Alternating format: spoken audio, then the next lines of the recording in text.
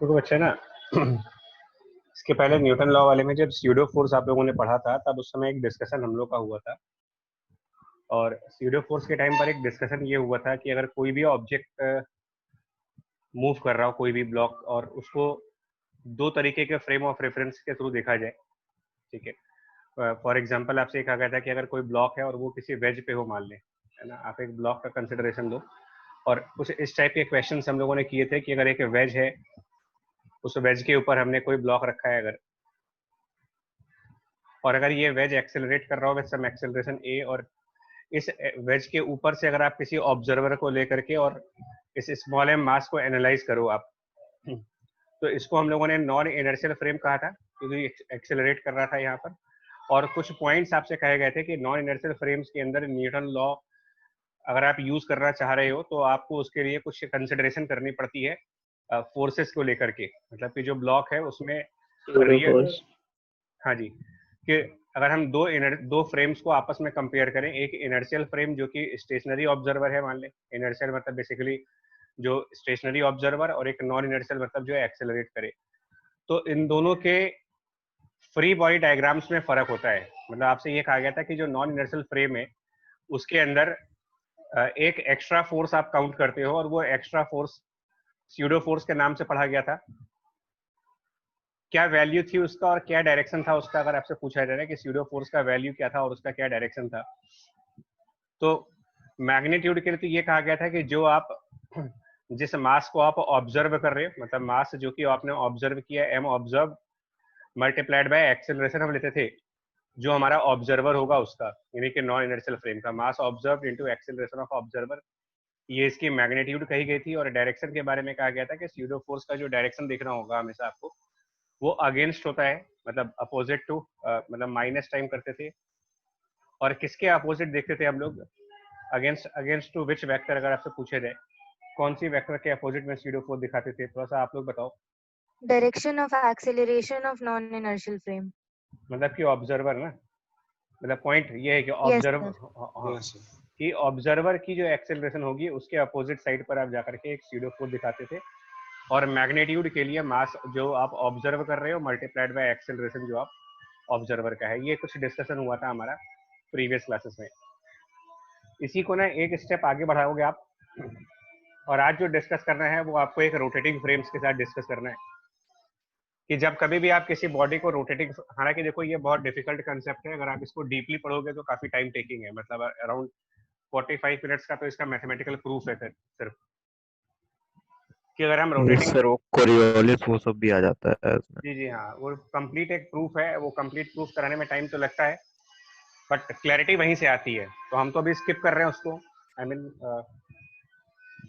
Time की problem की वजह से। और कुछ लोगों ने भी कहा है कि भाई एग्जाम है कल, तो आज आप सिर्फ ये डिस्कस करोगे कि रोटेटिंग फ्रेम्स में मतलब स्यूडो फोर्स कैसा होगा। बेसिकली आपको ये देखना है कि pseudo force in A rotating frame, ये आपको एनालाइज करना है। उसको बेसिकली सेंट्रीफ्यूगल फोर्स का नाम दिया गया। Pseudo force in the rotating frame में अगर हम बात करें तो ये सेंट्रीफ्यूगल के नाम से दिया जाएगा।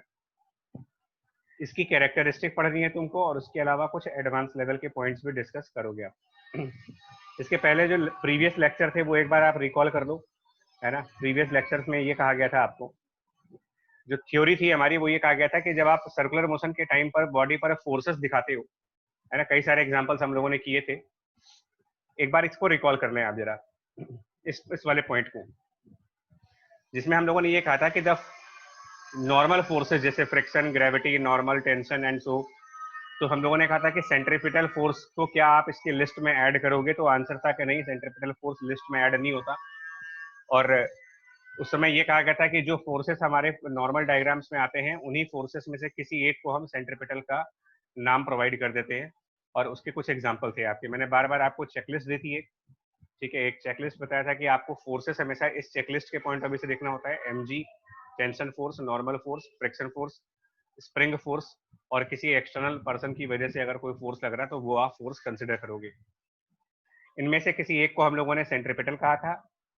और उस टाइम पर आपसे मैंने ये कहा भी था कि M V square by R कोई अलग से आपको फोर्स में दिखाने की जरूरत नहीं होती है, मतलब सेंट्रीपिटल फोर्स आपको दिखाना नहीं होता है।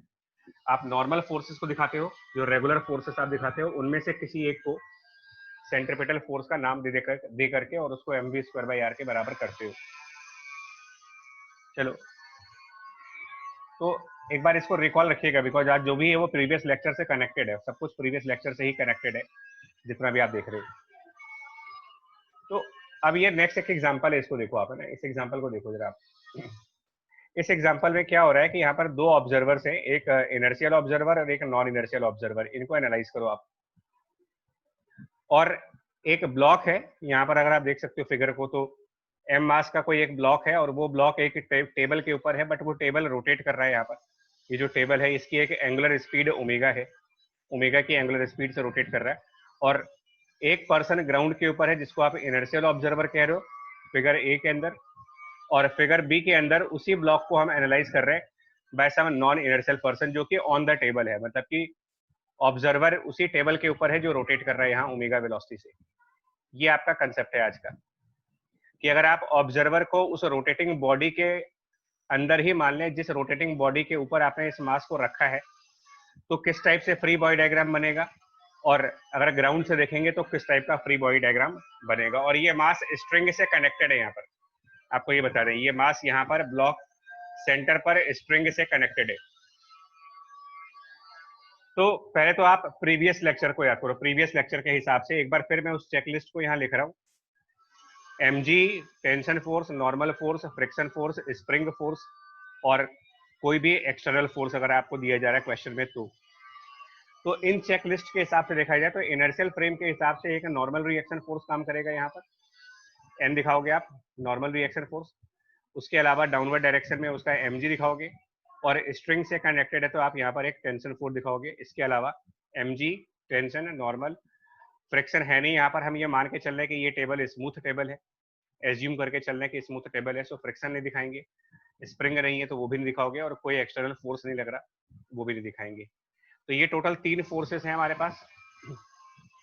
लेकिन जब आप नॉन इनर्शियल फ्रेम यानी कि रोटेटिंग फ्रेम्स की बात करते हो, ये जो गर्ल है ये रोटेटिंग फ्रेम मानते हैं इसको, क्योंकि ये टेबल के ऊपर है। तो इसमें आपको देखोगे, अगर आप ध्यान से देखोगे ना, तो जो सेंटर है उससे बाहर की तरफ, मतलब ये सेंटर से ज्यादा प्रॉपर वर्ड आपको ये बोलना चाहिए, अगर सेंटर से बेटर वर्ड ये होगा कि जो टेबल है उसके रोटेट करने की कोई एक्सेस होगी। टेबल के इस रोटेट करने की कोई एक्सेस, मतलब ये लाइन जिसको आप टेबल की एक्सेस कहोगे, तो इस एक्सेस से बाहर की तरफ ये जो टेबल है जिस एक्सेस के अबाउट वो रोटेट कर रहा है, मानते हैं ओमेगा वेलोसिटी से चल रहा है ये, तो जो आपका एक्सेस है जिसके अबाउट टेबल रोटेट कर रहा है, उस एक्सेस के बाहर की साइड पर हम लोगों ने यहाँ पर एक वर्चुअल फोर्स की बात की है, यहाँ पर फिक्सियस फोर्स। इसी को आप यहाँ स्यूडो फोर्स का भी नाम दे सकते हो, और यहाँ पर नाम दे सकते हो इसको सेंट्रीफ्यूगल फोर्स। आप कोई भी नाम दे सकते हो, फिक्सियस फोर्स दे दो, वर्चुअल फोर्स का नाम दे दो, स्यूडो फोर्स का नाम दे सकते हो, सेंट्रीफ्यूगल फोर्स का नाम दे सकते हो। नाम इसके कई सारे हैं। इमेजिनरी फोर्स का नाम दे दीजिए आप, जो भी आपको नाम देना है इसमें आप नाम दे सकते हो। ये भी एक तरीके का स्यूडो फोर्स ही है। तो स्यूडो कह दीजिए, फिक्सियस यानी वर्चुअल फोर्स कह दीजिए, इमेजिनरी फोर्स कह दो, सेंट्रीफ्यूगल फोर्स कह दो। तो अभी हम इसको बिना प्रूफ के चल रहे हैं यार, विदाउट प्रूफ। विदाउट प्रूफ में आपको सिर्फ इतना बता रहा हूँ कि सेंट्रीफ्यूगल फोर्स की जो वैल्यू बनेगी आपकी, value for the centrifugal force, अगर आप इसकी न्यूमेरिकल वैल्यू कैलकुलेट करोगे तो ये न्यूमेरिकल वैल्यू होती है, जो मास आप ऑब्जर्व कर रहे हैं वो m ऑब्जर्व टाइम्स ऑब्जर्वर, यानी कि ये गर्ल जिस टेबल के ऊपर बैठी है उस टेबल की क्या एंगुलर वेलोसिटी है, omega. That means angular velocity of frame कहते हैं। फ्रेम का मतलब बेसिकली वो टेबल, इस फिगर में जाओगे तो फ्रेम का मतलब वो टेबल जो रोटेट कर रहा है वो कितनी एंगुलर स्पीड से रोटेट कर रहा है वो, और मल्टीप्लाइड बाय जो हमारा एक्सिस है और जो हमारा ब्लॉक है इनके बीच में कितना डिस्टेंस है, एक्सिस और ब्लॉक के बीच का डिस्टेंस, ये आप अलग से काउंट करें। हाँ जी सर, आपने कहा सूडो फोर्स जो होता है कि वो एक्सेलरेशन के अपोजिट लगता है। देखो वो स्यूडो फोर्स, और सर यहाँ ओमेगा ऐसे गोल गोल गोल गोल घूम रहा है, तो सर ये बाहर की तरफ क्यों लग रहा है? सर इतना एक्सप्लेन कर दीजिए। ये ऐसे नहीं एक्सप्लेन हो पाएगा कि ये बाहर क्यों लग रहा है। तो मैंने पहले भी कहा था कि इसका एक्सप्लेनेशन चाहिए अगर आपको, तो प्रूविंग पे जाना पड़ेगा इसके, क्योंकि ऐसे में अगर स्यूडो फोर्स जैसा है मैंने बोला है, लेकिन वो स्यूडो फोर्स के से डिफरेंट प्रूविंग है इसकी, I mean all together different proving है। तो ये इतनी इजीली आंसर नहीं आ पाएगा इसका। अच्छा अच्छा सर, हाँ, मैं तो कोई प्रूविंग आइडिया ये बाहर क्यों लग रहा है? प्रूफ करके ही बताएंगे ना यार, ऐसे तो आइडिया से थोड़ी। अब तो प्रूफ करके ही बता पाएंगे कि ये बाहर क्यों लग रहा है, और इसके बड़े डिफिकल्ट कंसेप्ट हैं। आई मीन सिर्फ बाहर ही नहीं लगता, और भी डायरेक्शंस होती हैं इसकी, और भी अच्छा, डायरेक्शंस होती हैं। अभी मैं सिर्फ आपको रिजल्ट बता रहा हूँ, फ्री टाइम होगा जब तो आपको और डिटेल में इसके प्रूफ भी कराएंगे। Okay sir. फिलहाल के लिए आप ये ध्यान रखेंगे कि अगर कोई भी ऑब्जर्वर, आप सीधा रिजल्ट सुन रहे हो, आप रिजल्ट प्रूविंग नहीं, कि अगर आप कोई ऑब्जर्वर लें जो कि किसी भी रोटेटिंग टेबल के ऊपर या किसी और रोटेटिंग बॉडी के ऊपर बैठ करके और किसी दूसरे ऑब्जेक्ट को आप एनालाइज करो, किसी दूसरे ऑब्जेक्ट को अगर आप एनालाइज कर रहे हो, तो आपको सिर्फ एक आज के लिए रिजल्ट याद रखिए कि आपको उस बॉडी के इन फोर्सेस के अलावा, मतलब mg, tension, normal, friction, spring और ये जितनी भी फोर्सेस आप देखते हो, इनके अलावा एक फोर्स और काउंट करते हैं, और वो हम करें आपसे सेंट्रीफ्यूगल फोर्स। वो एक्स्ट्रा फोर्स आप काउंट करिए, सेंट्रीफ्यूगल फोर्स। उसके रिजल्ट को याद रखना है अभी फिलहाल। रिजल्ट कहता है कि it is the mass of object जो कि ऑब्जर्व किया जा रहा है, ओमेगा उस गर्ल का या बॉय का जो भी अपना ऑब्जर्वर है, वो जिस टेबल के ऊपर है या जिस भी रोटेटिंग बॉडी के ऊपर है, उसका ओमेगा, मल्टीप्लाइड बाय एक्सिस और जो बॉडी आप देख रहे हो उनके बीच का डिस्टेंस, यानी कि small R, M omega square R. ये पूरा प्रोडक्ट अभी आप सिर्फ याद रखें कि ये आपको एक सेंट्रीफ्यूगल फोर्स ऐड करना है इस न्यूमेरिकल में। और फिर मैंने आपसे पहले भी कहा था कि सेंट्रीफ्यूगल फोर्स आपकी चॉइस है, जरूरी नहीं है कि आप सेंट्रीफ्यूगल फोर्स कंसिडर करें। क्वेश्चन को बिना सेंट्रीफ्यूगल फोर्स के भी किया जा सकता है, और क्वेश्चन को विद सेंट्रीफ्यूगल फोर्स भी कर सकते हो। दोनों डायग्राम सामने हैं। लेफ्ट साइड के ऑब्जर्वर के हिसाब से नॉर्मल है, mg है, टेंशन है, दैट्स ऑल। इसके अलावा, तीन के अलावा कोई फोर्स नहीं है। राइट साइड बी वाले ऑब्जर्वर के हिसाब से इस बॉडी पर 4 फोर्सेस हैं, नॉर्मल, टेंशन, mg और एक एक्स्ट्रा फोर्स वो दिखाएंगे सेंट्रीफ्यूगल। तो आप अभी सिर्फ रिजल्ट लिख लें आप सब लोग कि सेंट्रीफ्यूगल फोर्स की कैरेक्टरिस्टिक्स क्या क्या है, वो आप लिखोगे। फर्स्ट पॉइंट, सेंट्रीफ्यूगल फोर्स के बारे में अगर आपसे पहला पॉइंट कहा जाए तो पहला पॉइंट ये होगा कि इसका डायरेक्शन हमेशा अवे फ्रॉम एक्सिस होगा, always away from the axis. दूसरा पॉइंट, इसकी वैल्यू होगी mass into omega square multiplied by R. और तीसरा पॉइंट, ये हमेशा परपेंडिकुलर टू द एक्सिस होगा, always perpendicular to the axis. ये 3 पॉइंट्स आपको ध्यान रखने हैं इसमें। एक्सिस भी किसका, एक्सिस ऑफ जो टेबल है जिसके अबाउट वो रोटेट कर रहा है, तो एक्सिस ऑफ रोटेटिंग फ्रेम कह दीजिए, ज्यादा बेटर वर्ड होगा।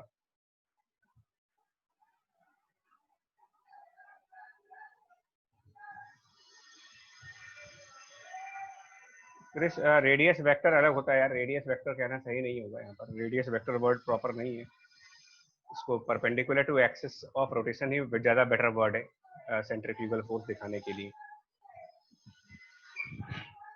तो अभी हम सिर्फ जो भी न्यूमेरिकल करेंगे ना, ध्यान देना, इसके अकॉर्डिंग करेंगे। मतलब सेंट्रीफ्यूगल फोर्स को आज हम कुछ न्यूमेरिकल्स में आपको यूज करके दिखा रहे हैं कैसे करना है, और उसके अलावा थोड़ा सा एग्जांपल्स का वेट करो आप, कुछ एग्जांपल्स लेकर के, और उसके बाद समझाते हैं क्या होगा। लाइक पहला एग्जांपल देखो, फर्स्ट एग्जांपल, मतलब हमें सेंट्रीफ्यूगल फोर्स की जरूरत है या नहीं है, ये आपको समझाता हूँ कि क्या क्वेश्चन के लिए सेंट्रीफ्यूगल फोर्स कंपलसरी है या क्वेश्चन बिना सेंट्रीफ्यूगल फोर्स के भी किया जा सकता है।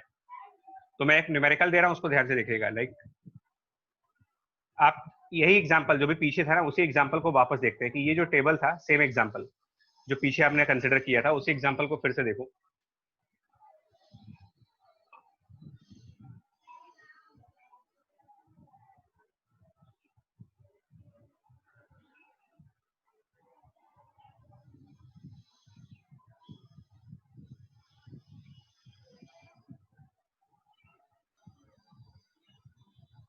एक मिनट देखो, आप इस क्वेश्चन को, अगर आपको मान लो इसको न्यूमेरिकल को सॉल्व करना है और आपको ये कहा जाए कि टेंशन की वैल्यू बतानी है, सपोज पूरा आपका क्वेश्चन है कि what is the value of T. मान लो ये क्वेश्चन है कि टेंशन की वैल्यू कितनी होगी, सॉल्व कैसे करोगे इसको, टेंशन की वैल्यू सॉल्व कैसे करेंगे, ये क्वेश्चन है आपका।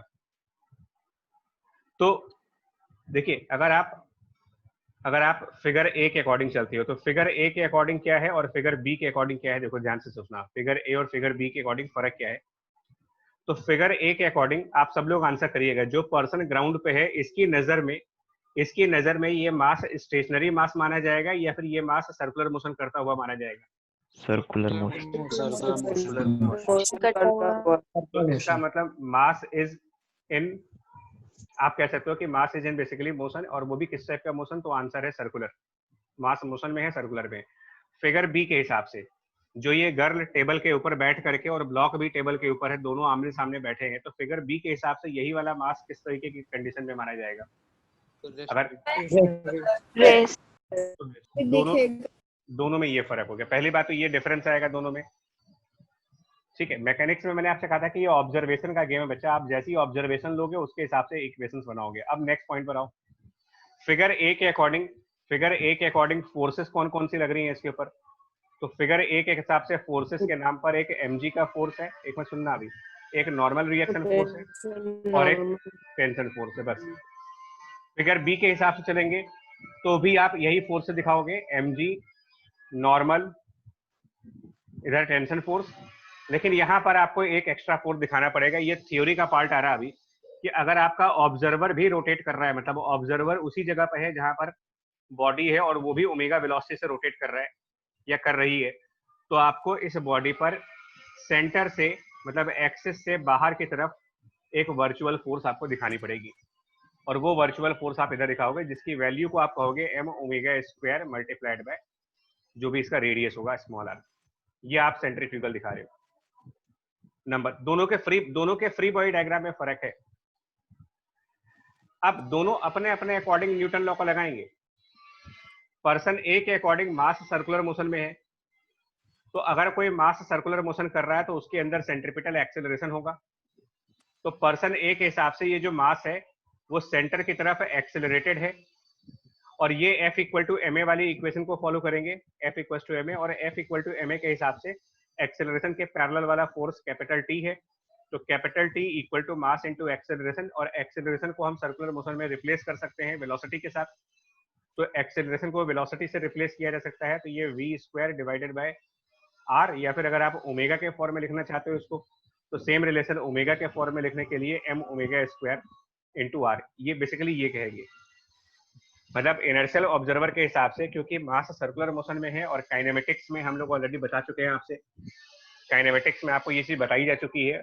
इनफैक्ट इसी लेक्चर के फर्स्ट पेज पर आपसे ये चीज डिस्कस हुई थी, फर्स्ट पेज पर, कि अगर वी फाउंड, मतलब वी मतलब कौन, ऑब्जर्वर, वी मतलब ऑब्जर्वर, कि अगर कोई ऑब्जर्वर, उसको अगर ऐसा दिखे कि particle moving with speed in a circular path, तो उसके अंदर एक्सेलरेशन होना चाहिए v स्क्वायर बाई r, जिसका डायरेक्शन टुवर्ड द सेंटर होना चाहिए। तो इफ वी फाउंड, तो हमें वो मोशन सर्कुलर दिखेगा कि नहीं दिखेगा, वो डिपेंड करता है कि हम लोग कहाँ पर हैं।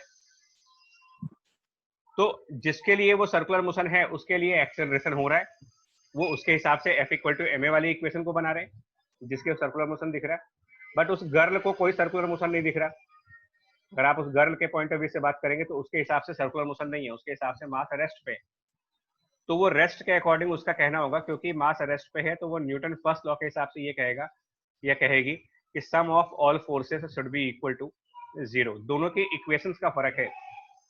इनर्शियल ऑब्जर्वर कहता है कि F is to mass into acceleration, non inertial observer ये कहता है कि नहीं, टोटल फोर्स 0 है, यानी कि फोर्सेस बैलेंस होने चाहिए। सिग्मा F 0 का मतलब फोर्स बैलेंसिंग करिए आप, और फोर्स बैलेंसिंग करेंगे जब, तो टेंशन को बैलेंस करेंगे m ओमेगा स्क्वायर r से, so T balanced by m omega square r, same equation आएगी, और normal balanced by mg n equal to mg। कहने का मतलब ये है कि आप अपना फ्रेम चूज करके इक्वेशंस वही मिलेंगी आपको जो पहले मिल रही थी, और ये चीज मैंने स्यूडो फोर्स के टाइम पर भी आपको समझाई थी कि स्यूडो फोर्स कंसीडर करना या ना करना ये आपकी मर्जी पर डिपेंड करता है, क्वेश्चन पूछने वाले के मर्जी पर डिपेंड नहीं करता। आप इस क्वेश्चन को कहां से करना चाहते हो, किस कंसेप्ट को फॉलो करना चाहते हो, ये मर्जी आपकी है। नॉन इनर्शियल फ्रेम कन्वीनियंट क्यों हो जाता है हमारे लिए? क्योंकि नॉन इनर्शियल फ्रेम का से आपको कन्वीनियंस किस चीज की मिलती है? क्योंकि इस गर्ल के पॉइंट ऑफ व्यू से ये मास स्टेशनरी है, तो आप फोर्सेस को बैलेंस कर रहे हो, और इस पर्सन के हिसाब से वो मास एक्सेलरेटेड है क्योंकि वो सर्कुलर मोशन कर रहा है, और न्यूटन लॉ में जब भी कोई बॉडी एक्सेलरेट करती है तो आप फोर्स बराबर मास इनटू एक्सेलरेशन की इक्वेशन लिखते हो आप। तो फ्रेम की चॉइस आपकी, उसके बाद आपको न्यूटन सेकंड लॉ फॉलो करना है या न्यूटन फर्स्ट लॉ फॉलो करना है, वो डिपेंड करता है कि आपकी ऑब्जर्वेशंस क्या आती हैं। अगर आपको मास स्टेशनरी दिखता है तो आप फर्स्ट लॉ फॉलो करिए, अगर आपको मास एक्सेलरेशन में दिखता है तो आप सेकंड लॉ फॉलो करो। बट अल्टीमेटली आपको इक्वेशन दोनों के तरफ से सेम ही इक्वेशंस आएंगी, इक्वेशंस का फर्क नहीं आता कभी भी, आप कहीं से भी इसको एनालाइज कर ले। ये सिर्फ आपका एक तरीके से क्वेश्चन को इजीली सॉल्व करने का तरीका है कि सेंट्रीफ्यूगल यूज कर लो और आसानी से क्वेश्चन सॉल्व हो जाता है। ऐसा ही एक क्वेश्चन देखो यहाँ पर भी है, एक ऐसा ही क्वेश्चन यहाँ पर भी है कि एक हेमिस्फेरिकल ऑब्जेक्ट लें आप, एक हेमिस्फीयर मान लें, और वो hemisphere suppose that omega velocity से रोटेट कर रहा हो। ध्यान से देखिएगा इसको, हेमिस्फेरिकल ऑब्जेक्ट है, ये इसकी एक्सिस मान लेते हैं हम लोग।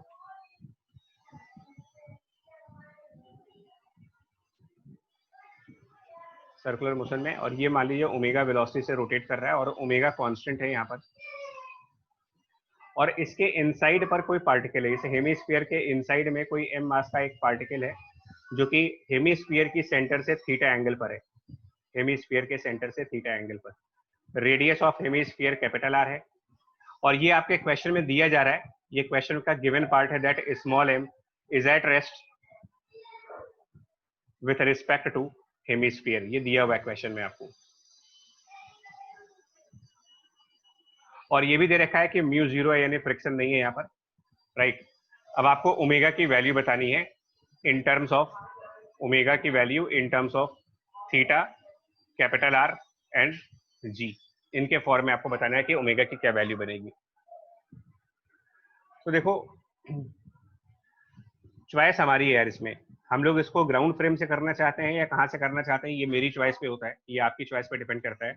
तो चलो एक काम करते हैं, सेंट्रीफ्यूगल को क्लियर करने के लिए आप ऐसा मान लो कि कोई ऑब्जर्वर हेमिस्फीयर के अंदर है, मतलब उसी के साथ कांटेक्ट में है, ऑब्जर्वर को आप हेमिस्फीयर का पार्ट मान ले। अब आप इसके हिसाब से बताओ कि उस स्मॉल m के पार्टिकल पर फोर्सेस क्या क्या लग रही होंगी, forces on small m particle, अगर आप इसके हिसाब से देखना चाहते हो क्या क्या होगा। चेकलिस्ट आपके माइंड में होना चाहिए, चेकलिस्ट माइंड में। नॉर्मल सूडो, पहले mg दिखाएंगे, पहले चेकलिस्ट कंप्लीट करने की आदत डालें, चेकलिस्ट कंप्लीट करने की आदत डालिए। mg नॉर्मल के अलावा जो और चेकलिस्ट की फोर्सेस हैं उनमें से कुछ होगा या नहीं होगा, उसके अलावा mg और नॉर्मल के अलावा। स्यूडो फोर्स को हम आखिरी में देख लेंगे, स्यूडो फोर्स आप सबसे लास्ट में देखिएगा, पहले इसको कंफर्म किया करो क्या इनमें और कोई फोर्स, बाकी कोई नहीं है, बाकी सब एब्सेंट, और कोई नहीं। हाँ, नो सर जी, इससे आप कंफर्म हो गए कि आपने सही सी फोर्सेस कंसीडर कर ली है। तो mg दिखा दिया, नॉर्मल दिखा दिया। अब आप क्या करेंगे, क्योंकि आपका जो ऑब्जर्वर है वो उस रोटेटिंग हेमिस्फीयर के अंदर है, just like girl on the rotating table, just like girl on the rotating table. वैसे ही आप मान लें कि कोई गर्ल, कोई बॉय, कोई मैन, कोई वुमेन, जो भी है ऑब्जर्वर, वो उस हेमिस्फीयर के अंदर साथ साथ रोटेट कर रहा है। तो इसकी नजर में यहाँ पर एक सेंट्रीफ्यूगल आएगा, किधर की तरफ आएगा, तो ये जो वर्टिकल लाइन आप देख रहे हो ये एक्सिस है, वर्टिकल लाइन एक्सिस है। तो सबसे पहले आपको एक्सिस के परपेंडिकुलर जाना है, एक्सिस के 90 डिग्री एंगल पर। तो जो ये एक्सिस बन रही है, ये वर्टिकल एक्सिस बन रही है ऐसे, इसके परपेंडिकुलर, ठीक है, इस लाइन के परपेंडिकुलर और away from the axis. That means इस मास पर जब आप फोर्स दिखाएंगे तो राइट साइड, हाँ, अगर आप लेफ्ट साइड जाओगे तो ये टुवर्ड्स एक्सिस हो जाएगा, और राइट साइड जाएंगे तो ये अवे फ्रॉम एक्सिस होगा, और हमें जाना है away from axis, away from axis. तो इस एक्सिस से बाहर की तरफ जा करके आप एक सेंट्रीफ्यूगल फोर्स दिखाओगे। थ्योरी को बस माइंड में रखना कि सेंट्रीफ्यूगल फोर्स जब भी आप दिखाएंगे तो वो away from axis, perpendicular to axis, लेकिन उसकी value m omega square, small r, और स्मॉल r है क्या चीज, तो small r r sin theta, r sin theta जी, पार्टिकल और एक्सिस के बीच में डिस्टेंस है, पार्टिकल और एक्सिस के बीच में इसमें। तो हमारा पार्टिकल ये m मास का है और एक्सिस एक लाइन है, ये वाली पूरी, ये लाइन पूरी एक्सिस है, यानी कि पार्टिकल और इस लाइन के बीच में डिस्टेंस ये होगा। तो पार्टिकल और उस लाइन के बीच में डिस्टेंस निकालेंगे तो वो ये वाला डिस्टेंस होगा आपका परपेंडिकुलर डिस्टेंस, मतलब पार्टिकल और एक्सिस के बीच में जो परपेंडिकुलर डिस्टेंस है वो आप देखेंगे। और ये परपेंडिकुलर डिस्टेंस ट्रिग्नोमेट्री से कैपिटल R और थीटा के फॉर्म में जब लिखेंगे तो capital R multiplied by sine theta, trigonometry से।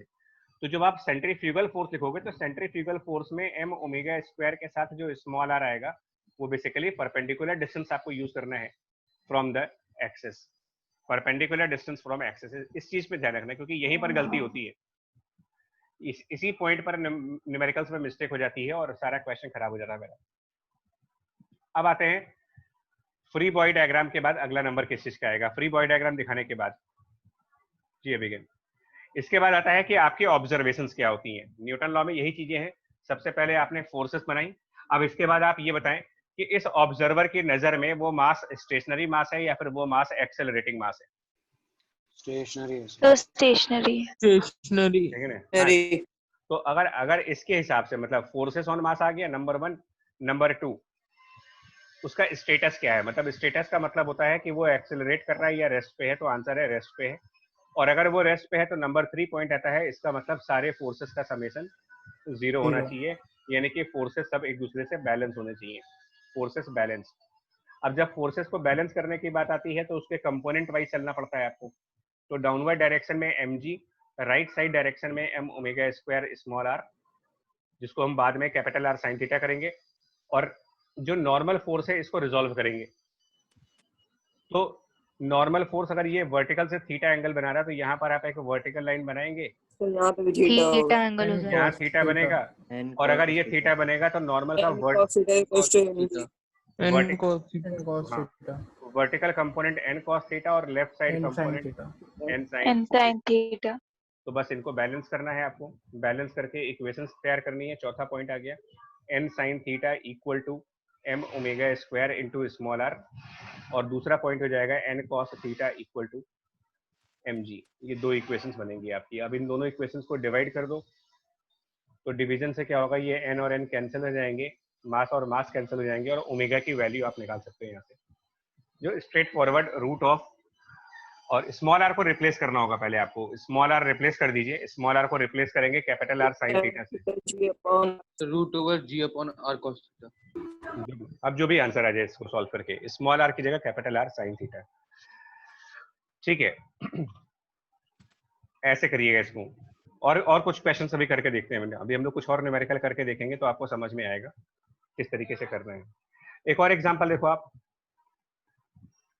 एक फनल का एग्जांपल ले रहे हैं। फनल जो बीकर टाइप की चीज नहीं होती है, बीकर अगर आपको याद हो, देखा है कभी इस टाइप का जो ऑयल वगैरह को? यस सर, देखा। केमिस्ट्री लैब में भी। जी केमिस्ट्री लैब में। Yes sir. इस टाइप का बीकर टाइप का मतलब फनल टाइप की कोई चीज है, और उस फनल टाइप की चीज के अंदर ना कोई एक ऑब्जेक्ट रखा हमने, उसके अंदर यहाँ पर एक m मास का ऑब्जेक्ट है, और ये जो फनल है यानी ये रोटेट कर रहा है with omega speed about the vertical line. ये फनल अपनी वर्टिकल लाइन के अबाउट एक ओमेगा स्पीड से रोटेट कर रहा है, और उसके इनसाइड में यहाँ पर हमने एक मास m रखा है जो कि इसकी एक्सिस से स्मॉल r डिस्टेंस पर है, एक्सिस से स्मॉल r डिस्टेंस पे। और इस फनल का जो एंगल बन रहा है यहाँ पर, इसकी जो स्लांटेड साइड्स हैं, ये जो एंगल फॉर्म कर रही हैं, ये एंगल थीटा है। सेम क्वेश्चन आपको दिया हुआ है, गिवन है स्मॉल m इज एट रेस्ट, ये दे रखा है आपको, स्मॉल m is at rest relative to the rotating frame. यहाँ पर फ्रेम कौन सा है, ध्यान देने वाली बात है आपको। ये रोटेटिंग फ्रेम तो टेक्निकल वर्ड है, बट फ्रेम मतलब ये जो फनल, नॉन इनर्शियल, मतलब ये जो फनल है बेसिकली, है ना, नॉन इनर्शियल फनल। हाँ, तो अब आप फोर्स, और इसमें फ्रिक्शन भी है, म्यू दे रखा है आपको, फ्रिक्शन है यहाँ पर। तो सबसे पहला क्या काम करोगे, सुनना अभी, मेरी बात, स्टेटमेंट को सुन लो पहले आप सबसे पहले इन क्वेश्चंस को आसानी से करने के लिए अपने ऑब्जर्वर को फनल के अंदर मान लेते हैं। ठीक है, क्योंकि इसलिए मान लेते हैं ना, देखो इसलिए मानते हैं क्योंकि अगर फनल के अंदर ही कोई ऑब्जर्वर है तो उसकी नजर में ये जो मास होगा ना, वो किस टाइप के कंडीशंस में आ जाएगा। अगर आप ऑब्जर्वर रेस्ट की ऑब्जर्वेशन हमेशा आसान पड़ती है न्यूमेरिकल करने के लिए, तो फनल के अंदर ही अपना पर्सन मान लेते हैं जो उसको देख रहा होगा। अब उसके हिसाब से फोर्सेस बनाएंगे, तो फोर्सेस जब आप ड्रॉ करेंगे इसके हिसाब से, तो पहले तो आप जो हमारे रेगुलर फोर्सेस है उनको दिखाइए, mg नॉर्मल रेगुलर फोर्सेस जो हमारे, तो रेगुलर फोर्सेस में mg का फोर्स है, रेगुलर फोर्स में यहाँ पर नॉर्मल रिएक्शन का फोर्स है, दो रेगुलर फोर्स ये हो गए। तीसरा रेगुलर फोर्स अभी फ्रिक्शन फोर्स आएगा, किधर की तरफ दिखाएंगे फ्रिक्शन फोर्स। तो फ्रिक्शन के भी कुछ प्रॉपर्टी जी, तो दो केसेस बनेंगे, मतलब बेसिकली फंडामेंटली बेसिक अगर पूछा जाए केसेस तो बन जाएंगे, बट फंडामेंटली फ्रिक्शन फोर्स के बारे में एक स्टेटमेंट हमेशा ध्यान रखना होता है कि वो नॉर्मल के परपेंडिकुलर डायरेक्शन में जाएगा। बेसिक केस में फ्रिक्शन फोर्स और नॉर्मल हमेशा परपेंडिकुलर होते हैं, ये बेसिक फैक्ट है। तो इस बेसिक फैक्ट के हिसाब से नॉर्मल फ्रिक्शन फोर्स नॉर्मल के परपेंडिकुलरली या तो ऊपर की तरफ लग रहा होगा या फिर वो नीचे की तरफ लग रहा होगा। नॉर्मल के परपेंडिकुलर दो साइड हो सकती है, परपेंडिकुलर टू नॉर्मल या तो आप फनल में नीचे की तरफ आएंगे या परपेंडिकुलर टू नॉर्मल आप इस फनल में ऊपर की तरफ जाएंगे। बट ये ध्यान रखना होगा कि फ्रिक्शन जब भी दिखाइएगा नॉर्मल के हमेशा 90 डिग्री एंगल पे होना चाहिए वो। अगर दो पॉसिबिलिटीज बन रही हैं तो दो पॉसिबिलिटीज को लेकर के न्यूमेरिकल सॉल्व करेंगे। तो एक इस तरफ दिखा देते हैं फ्रिक्शन, मान लो इस तरफ एफ आर की वैल्यू, ठीक है। एक केस ये मान लेते हैं कि फ्रिक्शन इधर की तरफ लगेगा और दूसरे केस में हम इसको नीचे मान लेंगे। तो ये सब तो आपके रेगुलर फोर्स हो गए जो आप हमेशा फ्री बॉडी डायग्राम्स में दिखाते हो। बट क्योंकि आपने अपना ऑब्जर्वर यहाँ पर फनल के अंदर माना है तो आपको एक और फोर्स यहाँ दिखाना पड़ेगा न्यूमेरिकल को आगे बढ़ने से पहले, और वो आप दिखाओगे सेंट्रीफ्यूगल फोर्स, जो कि किस तरफ दिखाएंगे अगर आपको सेंट्रीफ्यूगल दिखाना हो। mg के परपेंडिकुलर राइट साइड पर, एक्सिस के परपेंडिकुलर बोलिए, हाँ mg के परपेंडिकुलर तो आएगा ही आएगा, बट यहाँ मतलब मेन पॉइंट है कि जो हमारा एक्सिस है उसके परपेंडिकुलर और अवे फ्रॉम दैट। तो एक्सिस के परपेंडिकुलरली और बाहर की साइड जाकर के हम अपना सेंट्रीफ्यूगल ऐसे दिखा देंगे और इसको लिखेंगे m omega square multiplied by small r। अब आपको करना सिर्फ ये है, क्योंकि जो आपकी ऑब्जर्वेशन है वो कहती है कि मास रेस्ट पे है, m एट रेस्ट है, मास के हिसाब मतलब ऑब्जर्वेशन के हिसाब से ये मास रेस्ट पे है। तो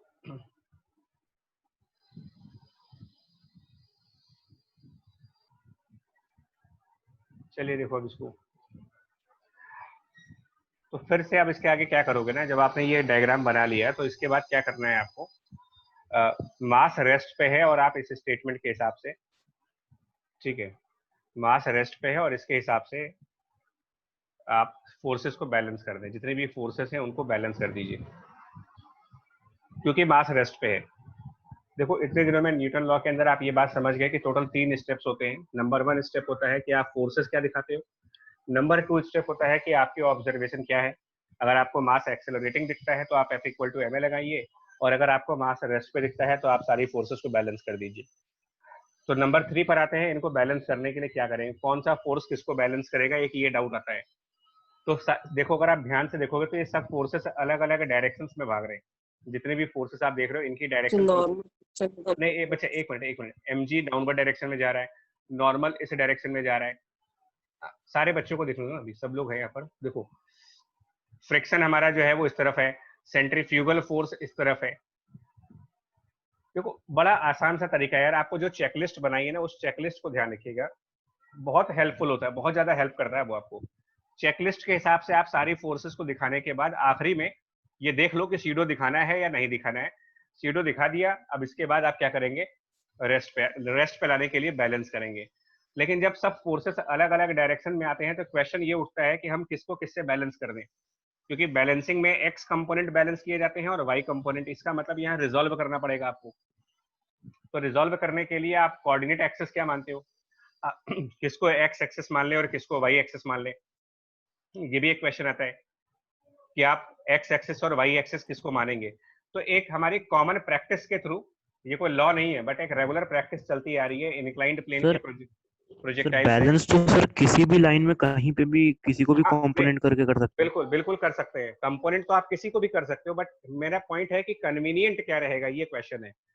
तो मैं यही बता रहा हूँ कि ज्यादा कन्वीनियंस होता है इंक्लाइंड सर्फेसेस के टाइम पर। अगर आप इंक्लाइंड सर्फेसेस को डील कर रहे हो तो कन्वीनियंट अप्रोच ये होती है कि आप उस इंक्लाइंड सरफेस को ही अपना कोऑर्डिनेट एक्सेस मान लें। मतलब ये जो फनल की वॉल है इसी को अपना एक्सेस मान लीजिए, कोई कंपलसरी नहीं है, ऐसा नहीं है कि आप उसको मानना ही मानना है, लेकिन इसको मानने से थोड़ा सा चीजें आसान हो जाती हैं, कैलकुलेट करने के पॉइंट ऑफ व्यू से आप रिलेटिवली आसान हो जाओगे। एक्स एक्सिस और वाई एक्सिस आप ऐसे मान लें, मतलब जिस तरफ फ्रिक्शन लग रहा है उसको एक्स एक्सिस मान लेते हैं और जिस तरफ नॉर्मल लग रहा है इसको हम वाई एक्सिस मान लेते हैं। ये सिर्फ अपनी कन्वीनियंस के लिए कर रहा हूं मैं, कंपलसरी नहीं है। आप normal X axis Y axis मानेंगे तो भी क्वेश्चन सॉल्व हो जाएगा, बट इसको मानने से थोड़ी सी कैलकुलेशंस जो है वो रिड्यूस कर जाती हैं। अब यही प्रैक्टिस का पार्ट है आपके जी, ये थोड़ा सा प्रैक्टिस का पार्ट है कि इंक्लाइंड वाला एक्स एक्सिस मानने से थोड़ा सा हमें आसान हो जाता है। कुछ एक दो इक्वेशंस कम बनेंगी हमारी, बस, और कोई फायदा नहीं है इसमें। क्या बनेगी कम, देखो ये इंक्लाइंड लाइन अगर आपको थीटा एंगल पे दिख रही है ना तो कंपोनेंट लेना आसान हो जाता है। कैसे, अगर ये थीटा बनेगा तो m ओमेगा स्क्वायर के साथ ये एंगल भी थीटा बनेगा।